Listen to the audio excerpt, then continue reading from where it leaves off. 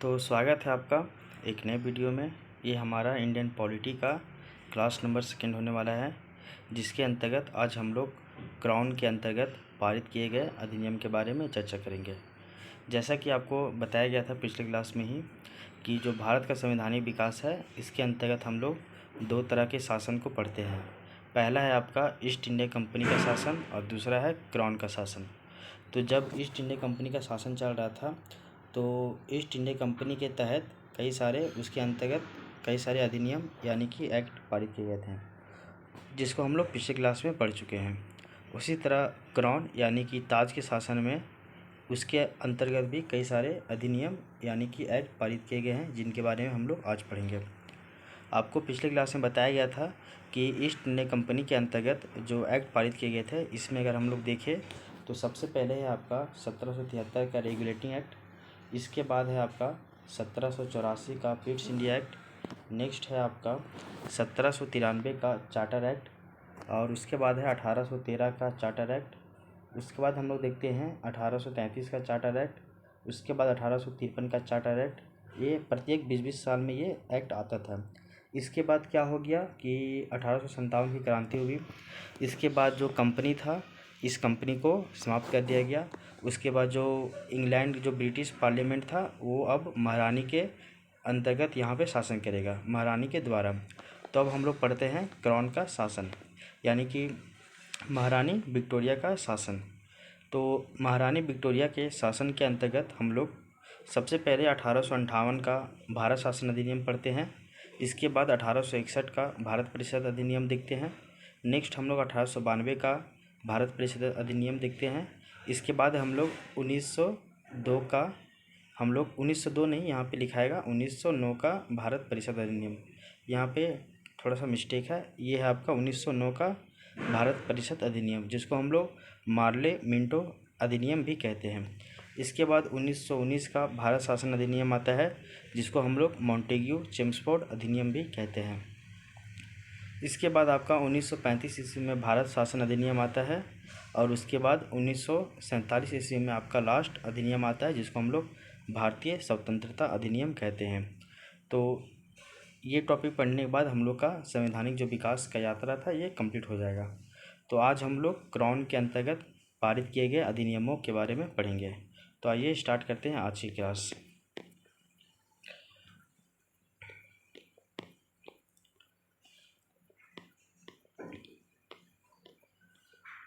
ये थोड़ा स्लैश कर रहे हैं, इसके नीचे में है, ये देखिए, ब्रिटिश ताज के अंतर्गत पारित किए गए अधिनियम यानी कि act passed under the British crown.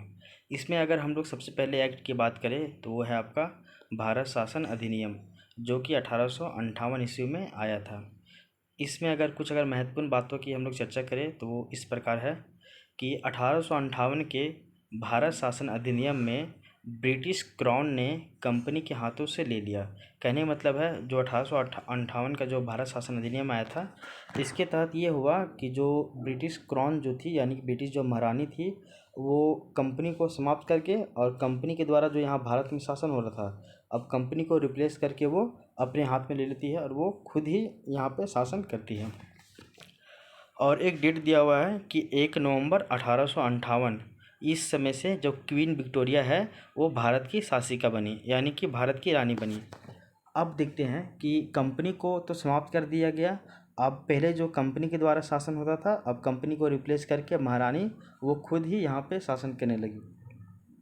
और एक डेट है आपका 1 नवंबर 1858, इस समय से जो क्वीन विक्टोरिया थी यानी कि महारानी विक्टोरिया, ये भारत की रानी यानी कि शासिका बन गई। इसके बाद देखिए, महारानी जो है वो महारानी की इस घोषणा पत्र को लॉर्ड कैनिंग ने इलाहाबाद के मिंटो पार्क में इसको बताया था। तो महारानी जो है वो घोषणा करती है, तो इस घोषणा को जो है लॉर्ड कैनिंग इलाहाबाद के एक पार्क है, वहाँ पे मिंटो पार्क में इसके बारे में घोषणा करते हैं कि आज से महारानी जो विक्टोरिया है यानी कि 1 नवंबर 1858 से महारानी विक्टोरिया भारत की शासिका रहेगी। इसके बाद देखिए, कंपनी में आपको पहले बताया गया था कि 1773 ईस्वी में एक बोर्ड ऑफ डायरेक्टर बनाया गया था, बोर्ड ऑफ डायरेक्टर, जिसका काम था कि कंपनी के व्यापारिक कार्यों को देखना। उसके बाद जब हम लोग 1833 का एक्ट पढ़ते हैं तो उसमें बताया गया था कि आपको, सॉरी 1833 नहीं, 1884 का जो एक्ट आता है इसके तहत बताया गया था, 1784 का एक्ट, सॉरी एक आया था 1784 का एक्ट। तो 1784 के एक्ट के तहत आपको बोर्ड ऑफ कंट्रोल का स्थापना किया गया था। और बोर्ड ऑफ कंट्रोल जो था इसका काम था कि भारत में जो कंट्रोल करना, यानी कि प्रशासन संबंधी काम करना। तो बोर्ड ऑफ डायरेक्टर का स्थापना 1773 में, काम इसका व्यापारिक काम। बोर्ड ऑफ कंट्रोल की स्थापना 1784 में, काम इसका प्रशासनिक संबंधी कार्य। तो बोर्ड ऑफ डायरेक्टर और जो आपका बोर्ड ऑफ कंट्रोल है, इन दोनों को समाप्त कर दिया गया 1858 के एक्ट के तहत। उसके बाद देखिए उनके जो अधिकार थे, यानी कि बोर्ड ऑफ डायरेक्टर और जो बोर्ड ऑफ कंट्रोल का जो अधिकार था उसको ब्रिटिश मंत्रिमंडल के एक सदस्य को सौंपे गए, और इस सदस्य को भारत राज्य सचिव यानी कि secretary of state of India कहते थे। तो जो पहले बोर्ड ऑफ कंट्रोल और बोर्ड ऑफ डायरेक्टर का जो भी अधिकार था, यानी कि राइट्स था, उस राइट को ब्रिटिश मंत्रिमंडल का एक सदस्य को सौंपा गया, जो सदस्य भारत का राज्य सचिव यानी कि secretary of state of India कहलाता था। इसके बाद देखिएगा इस अधिनियम की अगर कुछ और भी महत्वपूर्ण बातें, तो भारत राज्य सचिव को सहायता के लिए 15 सदस्यों की एक भारत परिषद का गठन किया गया, और उनका जो वेतन है वो भारतीय राजस्व पर आधारित था। कहने का मतलब है, अब ये हम लोग तो देखते हैं कि बोर्ड ऑफ कंट्रोल और बोर्ड ऑफ डायरेक्टर को तो इंड कर दिया गया, समाप्त कर दिया गया, और उसके स्थान पे एक भारत राज्य सचिव का स्थापना किया गया। अब वो भारत राज्य जो सचिव है वो तो अकेले काम तो इतना नहीं देख पाएगा, तो इसकी सहायता के लिए 15 सदस्यों की एक टीम का गठन किया गया, जिसको हम लोग क्या कहते हैं, भारत परिषद कहा जाता है।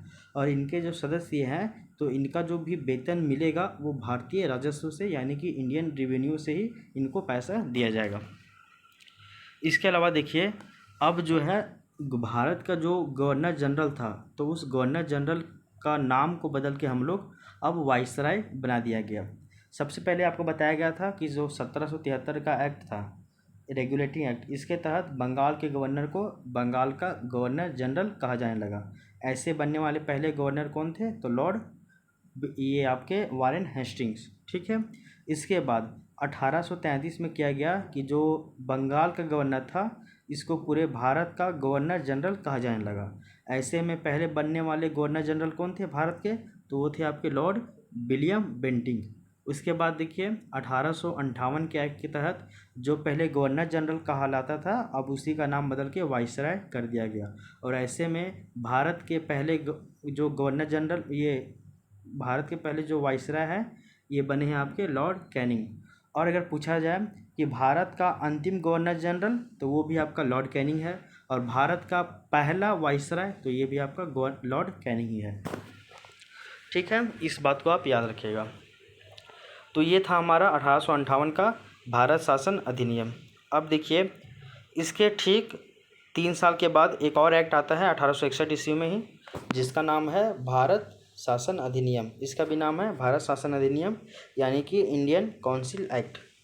अब देखिए इसमें क्या क्या बात है वो देखिए, इसमें गवर्नर जनरल में कार्यकारी जो परिषद है, परिषद में सदस्यों की संख्या जो है वो 4 से बढ़ाकर 5 कर दी गई, ठीक है। आपको बताया गया था कि जो 1833 का एक्ट है इसमें जो गवर्नर जनरल था इसमें पहले 3 सदस्य हुआ करते थे गवर्नर जनरल को मिलाकर, अब इसमें एक चौथे सदस्य का नियुक्ति हुआ जो कि विधि सदस्य के रूप में था, ठीक है। अब 4 से बढ़ाकर 5 कर दिया गया। कार्यकारी जो परिषद था, एग्जीक्यूटिव जो काउंसिल था गवर्नर जनरल का नाम बदल कर अब कर दिया है वाइसराय, ठीक है। और जो कार्यकारी परिषद था गवर्नर जनरल का यानी कि एग्जीक्यूटिव काउंसिल, इसमें सदस्यों की संख्या बढ़ाकर 4 से 5 कर दी गई, ठीक है। आगे देखिए नेक्स्ट पॉइंट है कि जो वाइसराय है इसको विधान परिषद में 3 भारतीयों को मनोनीत किया गया, ठीक है। अब जो 3 राजा है, भारतीय राजा थे, उसको वो विधान परिषद में मनोनीत किया था वाइसराय, ठीक है ना। वो 3 राजा कौन कौन थे वो देखिए, पहला है आपका बनारस के राजा, दूसरा है पटियाला के राजा, और एक और राजा है जिनका नाम है सर दिनकर राव, ठीक है। तो बनारस के राजा, पटियाला के महाराजा और सर दिनकर राव, इन तीनों को वाइसरॉय के द्वारा विधान परिषद में मनोनीत किया गया। ठीक है, तो 1861 के एक्ट के तहत ही वाइसरॉय जो है वो विधान परिषद में 3 भारतीयों को मनोनीत यानी कि नॉमिनेटेड किया। वो 3 राजा बनारस के राजा, पटियाला के महाराजा और सर दिनकर राव थे। इसके बाद अगर हम लोग नेक्स्ट देखते, अगर 1861 की जो एक्ट आया था इसमें कुछ महत्वपूर्ण बातें वो इस कदर है कि 1860 ईस्वी में ही भारत का पहला बजट पेश किया गया। किसके द्वारा? तो विल्सन के द्वारा। अगर भारत का पहला जो बजट है वो कब पेश किया गया था? तो आपका 1860 में। किसके द्वारा? तो एक व्यक्ति है विल्सन, इनके द्वारा। इसके बाद देखिए 1861 ईस्वी में ही एक एक्ट लाया गया जिसको हम लोग बोलते हैं आईपीसी, यानी कि इंडियन पैनल कोड। ये कानून व्यवस्था कैसे चलेगा कैसे नहीं चलेगा ये इसमें डिस्क्राइब किया हुआ था कि किस कानून के लिए आपको किस तरह का सज़ा दिया जाएगा। तो 1861 में ही इंडियन पैनल कोड लाया गया था। इसके बाद देखिए वाइसराय जो है इसको अध्यादेश जारी करने की शक्ति दी गई है। जैसा हम लोग अभी बात करते हैं ना कि राष्ट्रपति को अध्यादेश यानी कि ऑर्डिनेंस जारी करने का शक्ति है आर्टिकल 123 यानी कि 123 के तहत। वहीं जो आपका गवर्नर है यानी कि राज्यपाल, इसको भी आर्टिकल 213 के तहत अध्यादेश यानी कि ऑर्डिनेंस जारी करने की शक्ति प्रदान है या दी गई है। इसके अलावा देखिए 1861 का एक्ट में और भी इम्पोर्टेंट बात है, वो है कि भारतीय शासन में विभागीय प्रणाली यानी कि पोर्टफोलियो सिस्टम की शुरुआत हुई। पोर्टफोलियो सिस्टम क्या होता है? देखिए जैसे अलग अलग डिपार्टमेंट होता है ना, एग्रीकल्चर के लिए अलग डिपार्टमेंट, हेल्थ के लिए अलग डिपार्टमेंट, एजुकेशन के लिए अलग डिपार्टमेंट, मिनिस्ट्री जो है हर चीज़ का मिनिस्ट्री अलग अलग हो गया था, है ना। तो भारत में जो विभागीय प्रणाली है यानी कि पोर्टफोलियो सिस्टम, इसकी शुरुआत कब हुई थी? तो आपका 1861 के एक्ट के तहत। ठीक है, तो ये हम लोग 1861 का अधिनियम यानी कि एक्ट वो हम लोग पढ़ चुके हैं। इसमें क्या क्या बात है वो आप एक बार इम्पोर्टेंट है जो उसको आप ध्यान में रखिएगा। इसके बाद देखिए ठीक 1861 के बाद 1892 ईस्वी में एक और एक्ट लाया गया है जिसको हम लोग भारतीय परिषद अधिनियम यानी कि इंडियन काउंसिल एक्ट कहते हैं। इसमें क्या क्या इम्पोर्टेंट बात है वो देखिए।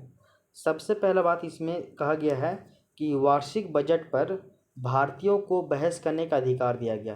पहले क्या था? ना भारतीयों को बजट पे बहस करने का अधिकार था, ना ही पूरक प्रश्न पूछने का अधिकार था, ना ही वोट देने का अधिकार था, कुछ भी नहीं। ठीक है, तो ये हो गया 1892 के एक्ट में पहली बार भारतीयों को वार्षिक बजट पर बहस करने का अधिकार दिया गया। साथ ही साथ प्रश्न पूछने का भी अधिकार दिया गया, लेकिन उत्तर देना या फिर नहीं देना है ये परिषद के अध्यक्ष पर ही निर्भर करता था।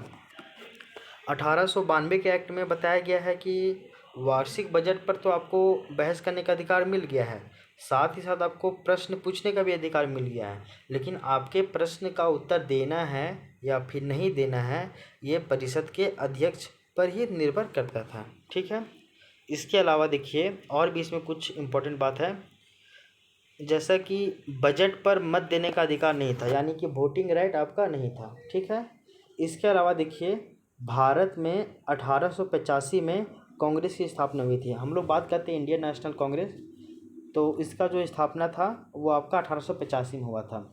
तो ये स्थापना भारतीयों के प्रशासन में शामिल होने की तीव्र इच्छा से सेफ्टी वॉल थी।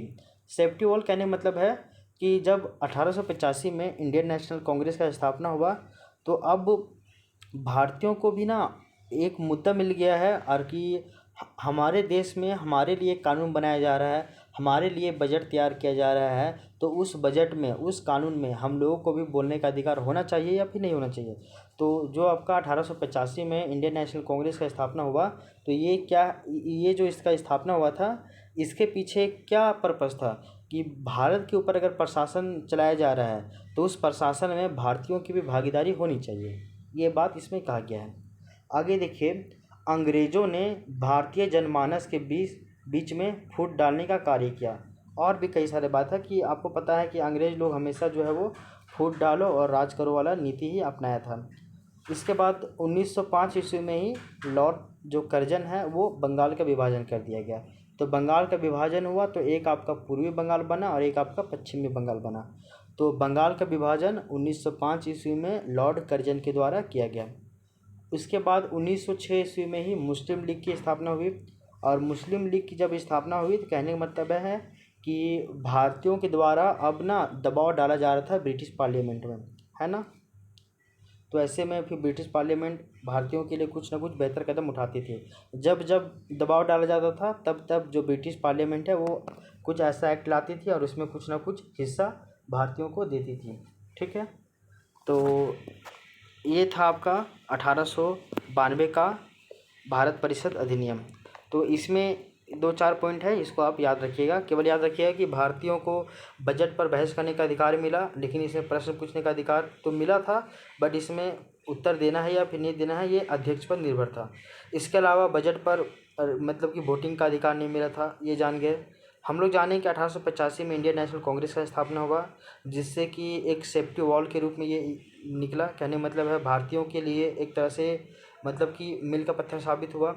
ये भारतीयों के लिए हमेशा ब्रिटिश पार्लियामेंट में अपना बात को रखता था इंडियन नेशनल कांग्रेस। इसके बाद देखिए हम लोग कि 1905 में लॉर्ड कर्जन के द्वारा बंगाल का विभाजन कर दिया गया और 1906 ईस्वी में मुस्लिम लीग की स्थापना की गई। इसके बाद अगर नेक्स्ट देखिएगा तो वो है आपका 1909 का भारतीय परिषद अधिनियम। इसको हम लोग मार्ले मिंटो सुधार अधिनियम भी कहते हैं। ठीक है, आगे देखिए। मार्ले जो था वो वाइसराय हुआ करता था और जो मिंटो था वो यहाँ का सचिव हुआ करता था, भारत राज्य सचिव। तो 1909 के एक्ट के बारे में हम लोग पढ़ते हैं, कुछ इम्पोर्टेंट बातें जो यहाँ पे दिया हुआ है। सबसे पहला बात यह है कि वाइसरॉय की जो कार्यकारिणी जो परिषद थी इसमें एक भारतीयों को शामिल किया गया। ठीक है, तो 1909 के एक्ट के तहत वाइसरॉय का जो कार्यकारिणी परिषद था यानी कि एग्जीक्यूटिव काउंसिल, इसमें एक भारतीय को शामिल किया गया। और वो भारतीय जो थे पहले कौन थे, तो वो थे आपके सत्येंद्र प्रसाद सिन्हा। तो सत्येंद्र प्रसाद सिन्हा पहले भारतीय थे जो कि वाइसरॉय की कार्यकारिणी परिषद में शामिल हुए थे। इसके बाद देखिए भारतीयों को बजट पर चर्चा करने का और फिर पूरक प्रश्न पूछने का भी अधिकार दिया। हम लोग देखें कि 1892 के एक्ट में बजट पर बहस करने का तो अधिकार मिला था, लेकिन वोटिंग करने का भी अधिकार नहीं मिला था। साथ ही साथ आपको प्रश्न पूछने का अधिकार मिला था, बट पूरक प्रश्न पूछने का अधिकार नहीं मिला था। और साथ ही साथ आपको उत्तर देना है या फिर नहीं देना है ये अध्यक्ष के ऊपर यानी कि आपका परिषद का जो अध्यक्ष है इसके ऊपर ये निर्भर करता था। लेकिन 1909 के एक्ट के तहत क्या प्रावधान किया गया, अभी बताया ना, इंडियन नेशनल कांग्रेस का निर्माण हुआ, फिर आपका ये 1906 में मुस्लिम लीग का स्थापना हुआ। तो ये सभी जाकर दबाव डालते थे ब्रिटिश पार्लियामेंट में। तो जब जब दबाव डालते थे तब तब जो ब्रिटिश पार्लियामेंट है वो कुछ ना कुछ एक्ट लाती थी और उसके तहत भारतीयों को कुछ ना कुछ मतलब कि हिस्सा देती थी। वही है 1909 में आपका जो वाइसरॉय का जो एग्जीक्यूटिव काउंसिल था उसमें एक भारतीय को शामिल किया गया जो कि आपके सत्येंद्र प्रसाद सिन्हा है। उसके बाद बजट पे चर्चा करने का अधिकार मिला, करने के अधिकार तो मिला ही था 1892 में ही, बट 1909 में चर्चा के साथ प्रश्न यानी कि कैसा प्रश्न, तो वो आपका पूरक प्रश्न पूछने का अधिकार दिया गया। पूरक प्रश्न क्या होता है कि प्रश्न के ऊपर प्रश्न, ठीक है ना, उसको बोलते हैं पूरक प्रश्न। इसके बाद देखिए पहली बार केंद्रीय विधान परिषद हेतु मुस्लिम वर्ग के लिए पृथक निर्वाचन की व्यवस्था की गई। ठीक है ना, कहने मतलब है कि जो आपका मुस्लिम उम्मीदवार होगा तो मुस्लिम उम्मीदवार के लिए आपके मुस्लिम जो वोटर है यही लोग वोट करेंगे। कहने मतलब है यहाँ से आपका सांप्रदायिकता वाला जो मामला था वो कहीं ना कहीं यहीं से स्टार्ट होता है। तो पहली बार केंद्रीय विधान परिषद में मुस्लिम वर्ग के लिए पृथक निर्वाचन की व्यवस्था की गई 1909 के अधिनियम के एक्ट। अगर हम लोग सांप्रदायिकता का पिता मानते हैं तो किसको मानते हैं, आपको बताया गया था मतलब कि मिंटो साहब को। ठीक है ना, आगे देखिए लॉर्ड जो मार्ले है वो इंग्लैंड में भारत के राज्य सचिव थे और जो मिंटो है ये भारत के वाइसरॉय थे, आपको ये बताया गया था। इस कारण से इसको मार्ले मिंटो एक्ट भी हम लोग कहते हैं। ठीक है, लॉर्ड मार्ले जो है वो इंग्लैंड में भारत के राज्य सचिव के रूप में था और मिंटो भारत का वाइसरॉय था। ये हम लोग 1909 का एक्ट हम लोग देख चुके हैं।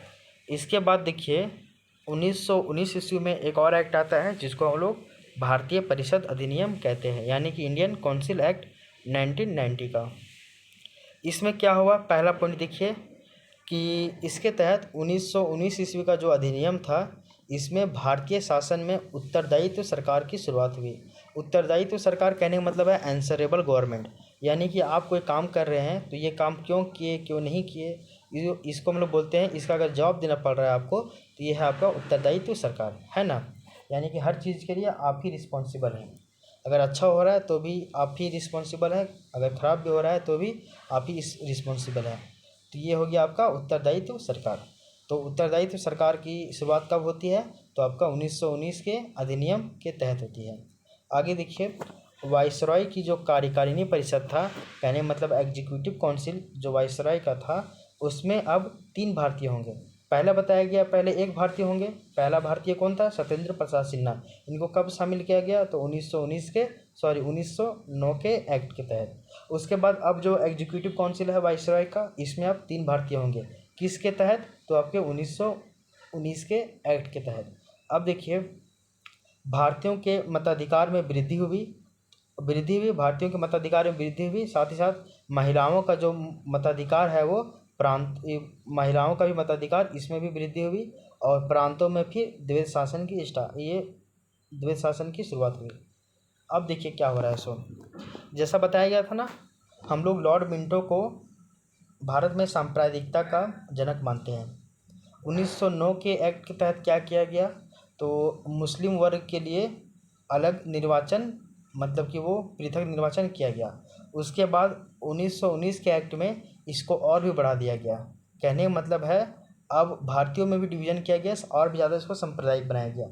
ईसाइयों के लिए अलग निर्वाचन जो है उसको किया गया, महिलाओं के लिए भी अलग किया गया, और आपका जो दलित है इनके लिए भी और अलग अलग किया गया। कहने का मतलब है सबका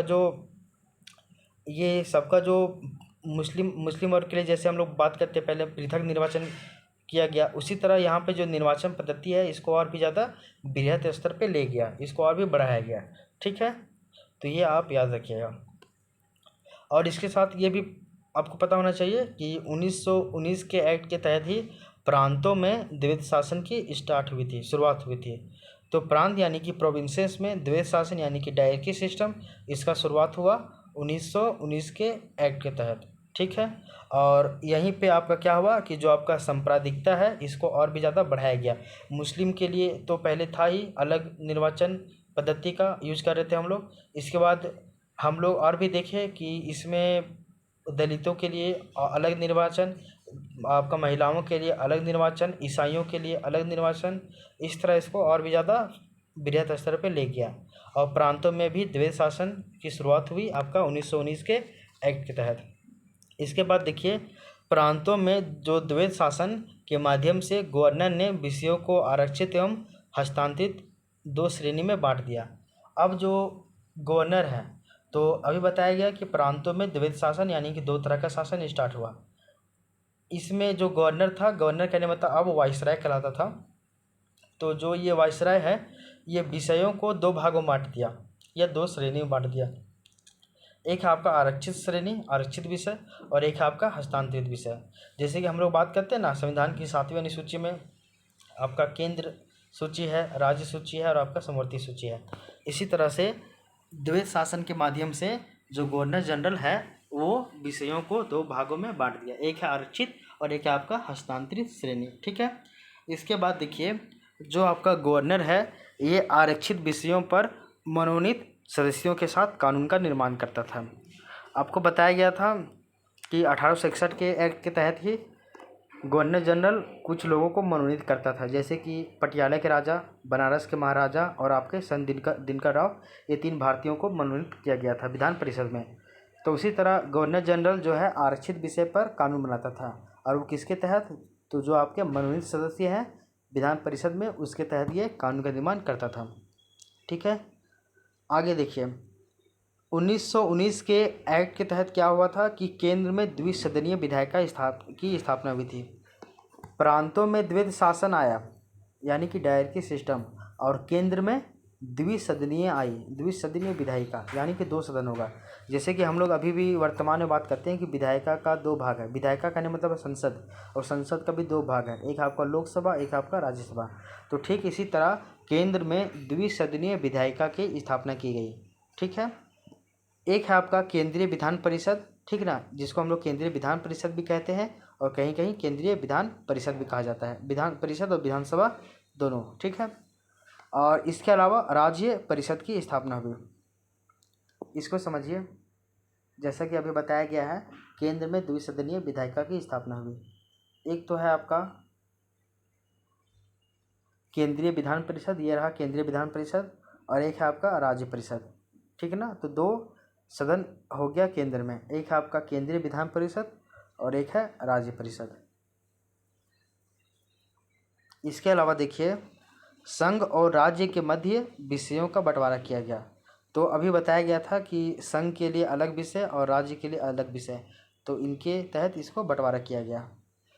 आगे देखिए, 1919 के अधिनियम का जो है वो साइमन कमीशन 1928 में भारत में आया। तो 1919 का जो अधिनियम आया था, एक्ट आया था, इसी के तहत फिर इसका समीक्षा करने के लिए ठीक 10 साल के बाद आना था 1929 ईस्वी में, लेकिन 1 साल के पहले 1928 ईस्वी में ही साइमन कमीशन जो है वो भारत आया। और साइमन कमीशन के जो सभी सदस्य थे वो अंग्रेज थे, इसलिए भारत में इसका बहुत ज़्यादा विरोध किया गया। कहने मतलब साइमन कमीशन में जितने भी सदस्य थे वो सभी लोग अंग्रेज थे, तो देन इसके कारण से क्या हुआ, भारत में इसका बहुत ज़्यादा विरोध होने लगा।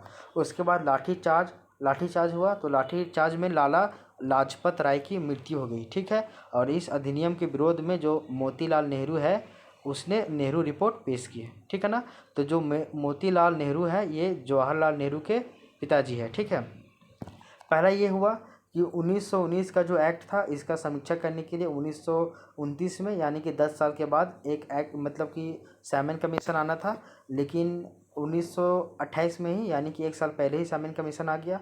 फिर साइमन कमीशन जो था इसमें सभी सदस्य अंग्रेज थे, इस कारण से इसका भारत में बहुत ज़्यादा विरोध होने लगा। हर जगह पे नारे लगने लगे, साइमन कमीशन वापस जाओ। इसी में क्या हुआ, लाठीचार्ज हुआ, और लाठीचार्ज में लाला लाजपत राय जो है वो इनकी मृत्यु हो गई। फिर इस अधिनियम का विरोध हुआ, फिर इस अधिनियम के विरोध में ही जो मोतीलाल नेहरू है ये नेहरू रिपोर्ट वो पेश करते हैं। ठीक है, उसके बाद जो नेहरू रिपोर्ट है इसको संविधान का पहला ब्लूप्रिंट भी कहा जाता है। ठीक है, और इसको अस्वीकार करने पर मोतीलाल नेहरू जो है वो डोमिनियन स्टेट की बात जवाहरलाल नेहरू ने इसके विरोध में पूर्ण स्वराज की मांग की। कहने मतलब है, जब नेहरू रिपोर्ट आया मोतीलाल नेहरू के द्वारा, और जिसको हम लोग संविधान का पहला ब्लूप्रिंट भी कहते हैं, फिर जब ये नेहरू रिपोर्ट को अस्वीकार कर दिया गया, उसके बाद जो है वो मोतीलाल नेहरू जो है वो डोमिनियन स्टेट की बात की, है ना, डोमिनियन स्टेट का बात किया गया। और उसके बाद जो आपका जवाहरलाल नेहरू है इसके विरोध में पूर्ण स्वराज की मांग की। तो हम लोग पता होना चाहिए हम लोगों को कि हम लोग 26 जनवरी 1930 ईस्वी में पाकिस्तान का एक जो है आपका है कराची अधिवेशन, वहाँ पे हम लोग पूर्ण स्वराज मनाए थे। तो पूर्ण स्वराज की मांग की गई कब, 1929 में। ठीक ना, 28 या 29 में ही किया गया होगा।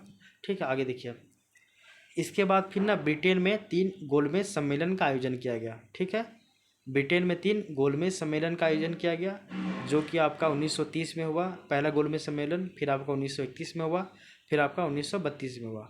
उसके बाद देखिए, गांधी जी जो है वो दूसरे गोलमेज सम्मेलन में हिस्सा लिए, और जब दूसरे गोलमेज सम्मेलन यानी कि 1931 वाले गोलमेज सम्मेलन में गांधी जी पार्टिसिपेट करते हैं, और उसके बाद मौलिक अधिकारों की वहीं पे मांग करते हैं। ठीक है, इसके बाद देखिए, उसके बाद मौलिक अधिकारों की जब मांग किए तो उसके बाद फिर अंग्रेज़ों को बेबस होकर एक और एक्ट लाना पड़ा, जो है आपका 1935 का भारत परिषद अधिनियम या भारत शासन अधिनियम, ये दोनों में कुछ भी इसको कह सकते हैं। तो अभी हम लोग देख रहे थे कि 1919 का जो भारत परिषद अधिनियम है इसके तहत आपका एंसरेबल गवर्नमेंट का शुरुआत होता है। साथ ही साथ जो वाइसराय का जो एग्जीक्यूटिव काउंसिल है इसमें अब 3 भारतीयों को शामिल किया गया। उसके बाद जो यहाँ पे सांप्रदायिकता को और भी बढ़ाया गया। अब यहाँ पे महिलाओं के लिए भी अलग निर्वाचन, यहाँ पे दलितों के लिए अलग निर्वाचन, मुस्लिमों के लिए अलग निर्वाचन, ईसाइयों के लिए अलग निर्वाचन, ये सब होने लगा। उसके बाद देखिए 1919 के एक्ट के तहत प्रांतों में फिर द्वैध शासन का स्थापना किया गया। और उसके तहत जो गवर्नर जनरल था वो विषयों को दो भागों में बांट दिया था, एक है आपका आरक्षित विषय और एक है आपका हस्तांतरित विषय। ठीक है, उसके बाद हम लोग देखें कि जो आपका आरक्षित विषय था, आरक्षित कहने मतलब रिजर्व, तो इस विषय पर कानून गवर्नर जनरल बनाता था और किसकी सहायता से, तो मनोनीत सदस्यों के सहायता से। इसके बाद हम लोग देखें कि 1919 के एक्ट के तहत केंद्र में द्विसदनीय विधायिका की स्थापना की गई। एक तो है आपका केंद्रीय विधान परिषद, जिसको हम लोग केंद्रीय विधानसभा भी कहते हैं, और दूसरा है आपका राज्य परिषद। ठीक है, इसकी शुरुआत की गई। उसके बाद हम लोग देखें 1919 का एक्ट का जो समीक्षा करने के लिए 10 साल के बाद आपका एक कमीशन आने वाला था, साइमन कमीशन, लेकिन वो 1 साल के पहले ही आ जाता है। फिर साइमन कमीशन का विरोध होता है, फिर लाला लाजपत राय का मृत्यु हो जाता है। उसके बाद मोतीलाल नेहरू द्वारा नेहरू रिपोर्ट पेश किया जाता है। इसको अस्वीकार होने के बाद मोतीलाल नेहरू जो है वो डोमिनियन स्टेट की बात करते हैं।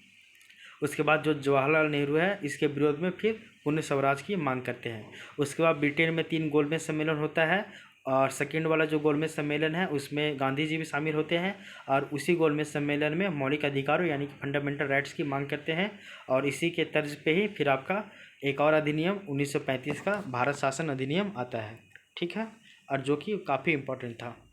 तो अब हम लोग पढ़ेंगे भारत शासन अधिनियम 1935 यानी कि गवर्नमेंट ऑफ इंडिया एक्ट 1935।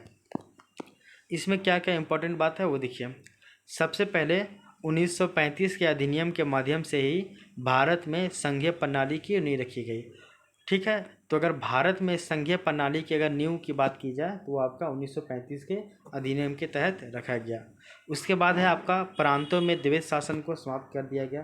कहने मतलब है 1919 में प्रांतों में द्वैध शासन स्टार्ट हुआ था, और 1935 में प्रांतों में द्वैध शासन समाप्त कर दिया गया था।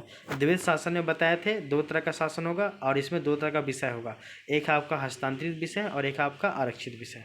ठीक है, अब देखिए केंद्र में द्वैध शासन की स्थापना हुई, और केंद्र के विषयों को संघ सूची और राज्य सूची और समवर्ती सूची में बांट दिया गया। कहने का मतलब 1919 में प्रांतों में द्वैध शासन स्टार्ट होता है। ठीक है, और केंद्र में द्विसदनीय विधायिका की स्थापना होती है। और जबकि 1935 के अधिनियम के तहत प्रांतों में द्वैध शासन को समाप्त कर दिया जाता है, और केंद्र में जो द्वैध शासन है इसकी स्थापना कर दी जाती है। ठीक है, और यहाँ पे अब जो विषय पहले आरक्षित और हस्तांतरित विषय था, अब इसको चेंज कर दिया गया। अब ये संघ सूची, राज्य सूची और समवर्ती सूची, ये 3 सूचियों में बन गया।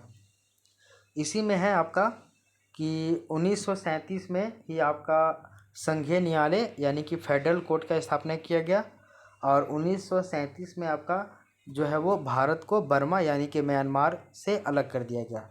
फिर आपका भारतीय रिजर्व बैंक यानी कि आरबीआई की स्थापना 1935 के अधिनियम के तहत ही की गई, और ये जो अधिनियम था यानी कि 1935 का अधिनियम, इसको 1936 में लागू किया गया यानी कि 1 साल के बाद।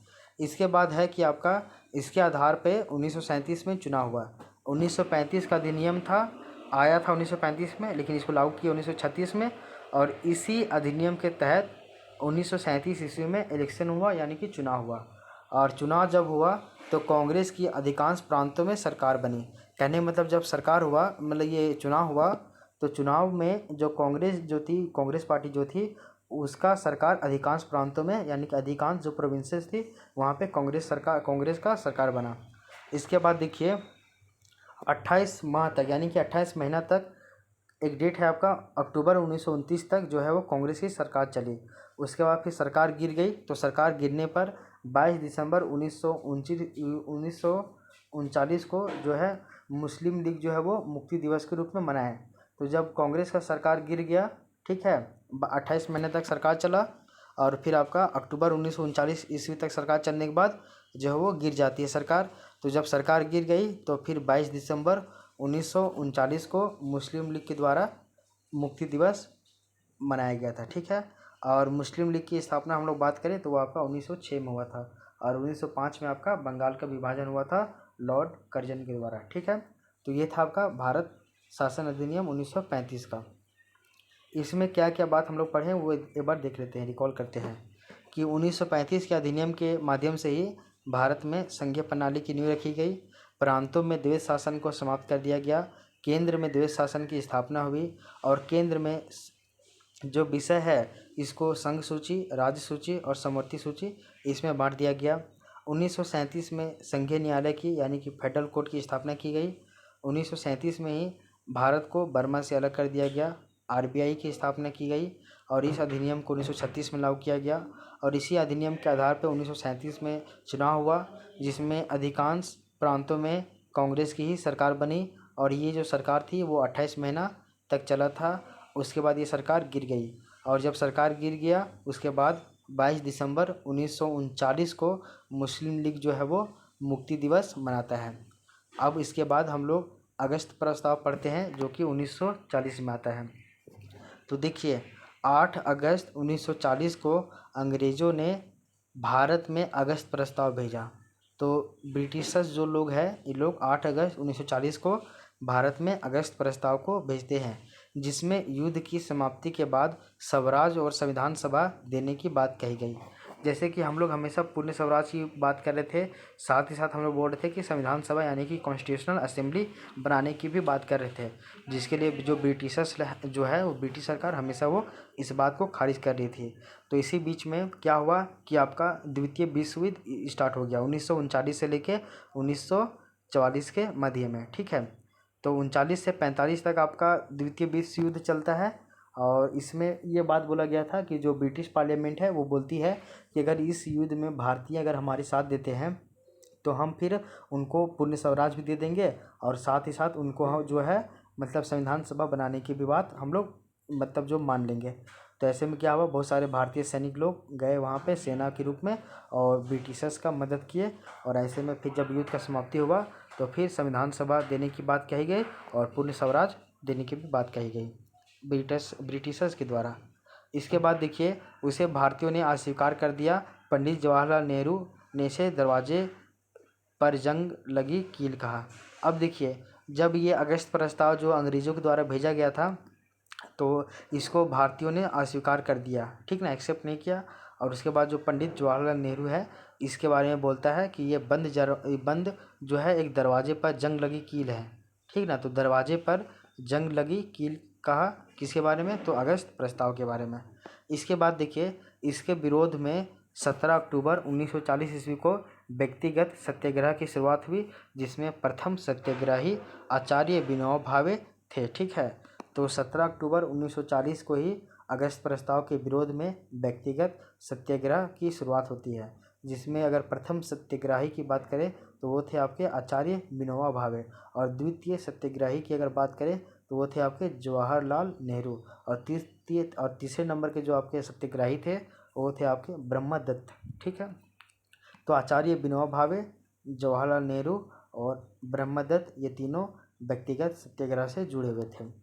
इसके बाद देखिए 1940 के बाद 1942 में एक और प्रस्ताव आता है जिसको हम लोग बोलते हैं क्रिप्स प्रस्ताव, ठीक है ना। तो देखिए जो क्रिप्स जो प्रस्ताव था ये सर स्टेफर्ड क्रिप्स की अध्यक्षता में भारत आया था और ये 22 मार्च 1942 को दिल्ली पहुंचा और इसमें युद्ध के बाद भारत में स्वशासन की स्थापना की जाएगी। और इसमें ये बात बोला गया क्रिप्स प्रस्ताव में कि जब युद्ध खत्म हो जाएगा तो यानी कि जो द्वितीय विश्व युद्ध था 1939 से 45 तक चला था, तो इसमें बोला गया कि युद्ध के बाद जो है वो भारत में स्वशासन की स्थापना की जाएगी। उसके बाद इसमें और भी बताया गया कि युद्ध के बाद भारत में संविधान सभा का निर्माण होगा, जिसमें ब्रिटिश प्रांतों के चुने गए प्रतिनिधि और देशी रियासतों के भी प्रतिनिधि शामिल होंगे। इसमें बोला गया कि युद्ध खत्म होने के बाद भारत में संविधान सभा का निर्माण होगा और जिस संविधान सभा में ब्रिटिश प्रांतों के चुने हुए प्रतिनिधि भी शामिल होंगे, साथ ही साथ जो आपका देशी रियासत होगा यानी कि प्रिंसली स्टेट, इसके भी प्रतिनिधि इसमें शामिल होंगे। अब देखिए जो आपका क्रिप्स प्रस्ताव था इसमें मुस्लिम लीग की मांग सांप्रदायिक निर्वाचन को अस्वीकार कर दिया गया। पहले जो बताया गया था कि 1909 के एक्ट के तहत जो मुस्लिम जो था मुस्लिमों के लिए अलग सांप्रदायिक निर्वाचन ये व्यवस्था किया गया था। तो अब क्या हुआ कि जो मुस्लिम लीग जिसका स्थापना 1906 में होता है, तो मुस्लिम लीग की जो मांग थी वो मांग थी कि जो सांप्रदायिक निर्वाचन जो है उसको ये एक्सेप्ट नहीं करेंगे, ठीक है। इसके बाद देखिए भारतीयों ने जो क्रिप्स प्रस्ताव है इसको भी अस्वीकार कर दिया, ठीक है। क्रिप्स प्रस्ताव को भी इंडियन जो है वो एक्सेप्ट नहीं करते हैं। उसके बाद देखिए जो महात्मा गांधी जो है वो इसको क्रिप्स प्रस्ताव को जो है वो पोस्ट डेटेड चेक कहते हैं, मतलब कि डेट निकल गया ऐसा वाला चेक कहते हैं क्रिप्स प्रस्ताव को गांधी जी। इसके बाद अगर पंडित जवाहरलाल नेहरू की बात करें तो वो जो है इसे क्रिप्स प्रस्ताव को डूबते बैंक का चेक कहा गया। क्या कहा कि जो एक बैंक है वो डूब रहा है और उस बैंक का चेक बताया किसको, क्रिप्स प्रस्ताव को। इसके बाद देखिए इसके विरोध में जो महात्मा गांधी है वो 8 अगस्त 1942 ईस्वी को भारत छोड़ो आंदोलन की शुरुआत करते हैं। तो जो क्रिप्स प्रस्ताव है इसके विरोध में महात्मा गांधी 8 अगस्त 1942 को भारत छोड़ो आंदोलन की शुरुआत करते हैं और महात्मा गांधी यहीं पे एक नारा देते हैं, करो या फिर मरो का नारा देते हैं। उसके बाद देखिए 6 अगस्त 1945 को हिरोशिमा और नागासाकी पर परमाणु बम गिराकर द्वितीय विश्व युद्ध का अंत हुआ। ठीक है ना। तो हम लोग जो बात करते हैं जो सेकेंड वर्ल्ड वॉर हुआ था इसमें 6 अगस्त 1945 को हिरोशिमा और जो नागासाकी है इसके ऊपर बम गिराया गया और बम जब गिरा तो इसके बाद जो द्वितीय विश्व युद्ध है इसका फिर समाप्त हो गया, इसको अंत कर दिया गया। जिसके बाद फिर UNO यानी कि यूनाइटेड नेशन ऑर्गेनाइजेशन इसकी स्थापना हुई, जो कि क्यों हुई थी तो विश्व में शांति हो इसके कारण से UNO की स्थापना की गई थी। आगे देखिए ब्रिटिश की आर्थिक हालत जब खराब हो गई थी तो गुलाम देशों को निर्भर करने का विश्व समाज का दबाव बढ़ा। देखिए अब जब ये सेकेंड वर्ल्ड वॉर हुआ था तो इस वर्ल्ड वॉर में ना ब्रिटेन की बहुत ही ज़्यादा स्थिति जो थी वो आर्थिक स्थिति खराब हो गई थी। ऐसे में जो ब्रिटेन जिन देशों को गुलाम बनाया था तो ऐसे में जो इंटरनेशनल मंच पे एक इंटरनेशनल या फिर विश्व समाज के द्वारा दबाव बनाया गया कि आप जिन देशों को गुलाम बनाए हैं आप उसको छोड़ दीजिए। तो ऐसे में जो गुलाम जो देश थे सभी को आत्मनिर्भर बनने का यानी कि एम्पावर्ड होने का मौका मिल गया। इसके बाद देखिए कि इसके बाद ब्रिटेन में चुनाव हुआ और ब्रिटेन में चुनाव होने के बाद फिर कैबिनेट मिशन जो है वो भारत में भेजा गया। तो देख रहे हैं कि कैसे कैसे कौन कौन सा मिशन के तहत कौन कौन सा प्रस्ताव भारत में भेजा जा रहा है। ठीक है, तो इसी के बाद फिर ब्रिटेन में चुनाव होता है, उसके बाद फिर कैबिनेट मिशन जो है वो भारत भेजा गया और कैबिनेट मिशन भारत भेजा गया। और इसके बाद एक और एक्ट लाता है वो है आपका भारतीय स्वतंत्रता अधिनियम। और ये भारतीय स्वतंत्रता अधिनियम जो कि 1947 में आता है और ये ताज के तहत पारित किए गए अधिनियमों में ये सबसे अंतिम होता है। इसमें क्या है देखिए, इस अधिनियम के द्वारा 15 अगस्त 1947 को भारत को आज़ाद कर दिया जाता है, जबकि 14 अगस्त 1947 को पाकिस्तान नामक 2 अधिराज्य बना दिए जाते हैं। कहने का मतलब है ये जो भारत स्वतंत्रता अधिनियम 1947 में आया था इसके तहत 15 अगस्त 1947 को भारत और 14 अगस्त 1947 को पाकिस्तान नामक 2 अधिराज्य बना दिए गए। तो भारत को जाते जाते भी ब्रिटिशर्स लोग जो है वो तोड़ के गए, एक है भारत डोमिनियन के रूप में और एक आपका पाकिस्तान डोमिनियन यानी कि अधिराज्य के रूप में। ठीक है, तो ये था आपका 1937 का भारतीय स्वतंत्रता आंदोलन। अब हम लोग ये जो है हम लोग देख चुके हैं कि कंपनी के विरुद्ध क्या क्या शासन लाए गए थे वो भी हम लोग देख लिए। इसके बाद हम लोग जो है वो आपका महारानी के विरुद्ध भी, महारानी के अंतर्गत भी जितने भी शासन या फिर एक्ट लाए गए थे वो भी हम लोग देखे। तो ये था हमारा भारत का संवैधानिक विकास जो कि कंप्लीट हो गया है। हम लोग देखिए भारत का संवैधानिक विकास, इसमें हम लोग देखते हैं एक है आपका ईस्ट इंडिया कंपनी के अंतर्गत पारित किए गए जो अधिनियम है इसके बारे में पढ़ते हैं। सेकंड आपका क्राउन यानी कि महारानी विक्टोरिया के अंतर्गत पारित किए गए अधिनियमों के बारे में हम लोग पढ़ते हैं।